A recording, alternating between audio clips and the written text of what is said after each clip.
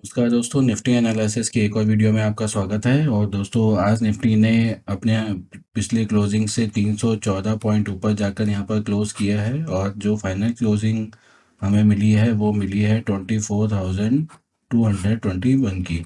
तो आज अगर देखा जाए तो बैंक निफ्टी ने एक गैप अप यहाँ पर अच्छा खासा किया था और उस गैप अप के बाद में बिल्कुल ही साइडवेज मूवमेंट यहाँ पर बनी रही और एक इसी रेंज में निफ्टी पूरे दिन ट्रेड करता था और एक डोजी टाइप की कैंडल यहाँ पर हमें मिली है।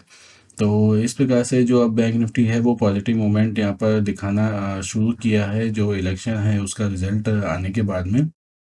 डेली बेसिस पे अगर देखा जाए तो बैंक निफ्टी सॉरी निफ्टी जो है वो अब जो इसका आज का जो हाई है और जो लो है इस कैंडल का, ये इसके लिए काफ़ी इम्पोर्टेंट हो जाता है। ये जब तक होल्ड करके रखता है तब तक इसमें मोमेंट वापस से आने की संभावना जो है किसी भी साइड में हम नहीं देख सकते हैं, जब तक ये लो नहीं कटे। और ये जो अपर साइड है इसमें अगर कोई पॉजिटिव मोमेंट अगर देखने को नहीं मिले, जो कि 24,350 से 24,400 तक का रेंज है, इस रेंज को जब तक का निफ्टी ब्रेक नहीं करता है, और जो नीचे की रेंज है वो 24,150 से 24,100 तक का ये एक रेंज यहाँ पर बना हुआ है। इस रेंज के हिसाब से जब डेली बेसिस पे अगर कोई क्लोजिंग हमें देखने को मिलती है तो ही उस साइड की मूवमेंट हम यहाँ पर कंफर्म कर सकते हैं। अगर नीचे की मूवमेंट एक यहाँ पर एक्सपेक्टेड है, क्योंकि ये यहाँ पर गैप क्रिएट हो गया है और इस गैप को फिल करने के लिए जो निफ्टी है वो यहाँ पर नीचे की तरफ आ सकता है।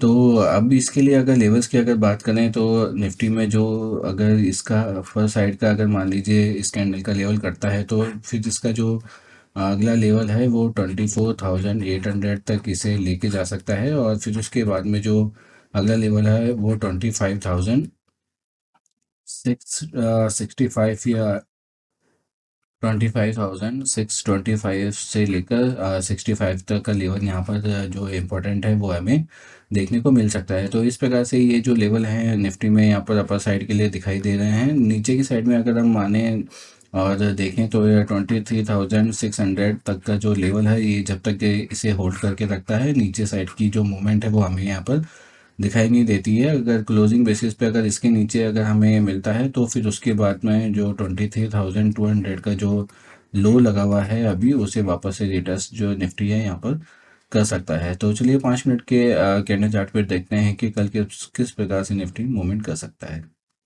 तो दोस्तों, मैंने यहाँ पे 5 मिनट का चार्ट लगा लिया है। आप देखेंगे कि एक अच्छा खासा गैप अप यहाँ पे हमें देखने को मिले था। जो इलेक्शन का पॉजिटिव रिजल्ट है वो यहाँ पर आया है, और एक प्रीवियस डे पे एक अच्छी खासी रैली भी हमें यहाँ पर देखने को मिली थी। लेकिन आज जब ओपन होने के बाद में ये जो रेंज है, इसी रेंज में निफ्टी है वो पूरे दिन ट्रेड करता था, जो कि 24,350 की अपर रेंज है, और जो इसकी लोअर रेंज है वो 24,125 की है। तो इसी रेंज में जो बैंक सॉरी निफ्टी है जो ये ट्रेड करता रहा।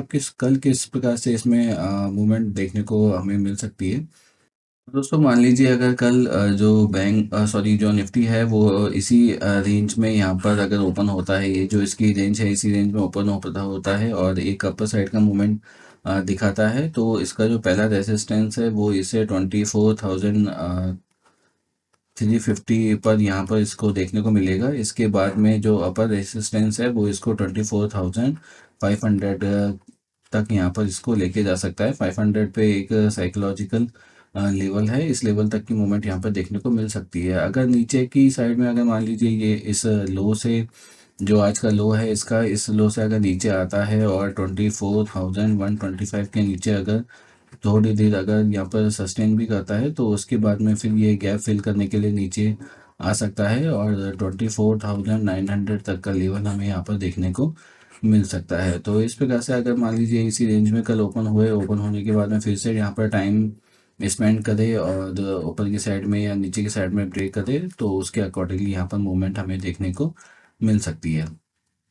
अगर मान लीजिए किसी कारणवश अगर निफ्टी यहाँ पर गैप डाउन ओपन हो जाता है कहीं लेवल पे यहाँ पर, तो गैप डाउन ओपन होने के बाद में भी ये अगर थोड़ा सा होल्ड करने के बाद में या यहाँ पर एक सपोर्ट लेने के बाद में वापस से अगर पुल बैक देता है तो उस स्थिति में ये वापस से जो इसका गैप है उस गैप को फिल करने के लिए यहाँ पर मूवमेंट दिखा सकता है, और 23,900 से लेकर 23,750 तक की जो मूवमेंट है यहाँ पर नीचे की साइड में देखने को मिल सकती है। अगर गैप डाउन ओपन होता है और अगर मान लीजिए ऊपर की तरफ जाने की कोशिश करता है, तो ये जो रेंज है इसके लिए पहले रेसिस्टेंस की तरह काम करेगी। 250 इसके लिए पहला रेसिस्टेंस यहाँ पर बनेगा। उसके बाद में जो अपर रेसिस्टेंस होगा वो इसका प्रीवियस डे का हाई होगा, जो कि 24,350 यहाँ पर देखने को मिलता है। लेकिन अगर ये अपर साइड की मूवमेंट करता है तो इसका अपर साइड की और ये जो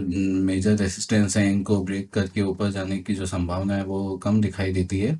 तो अगर यहाँ पर अपर साइड की मूवमेंट होती है तो फिर ये साइडवेज जोन में चला जाएगा, और यहीं पर साइडवेज मूवमेंट यहाँ पर होती रहेगी, और किसी भी प्रकार की मूवमेंट यहाँ पर हमें देखने को नहीं मिलेगी।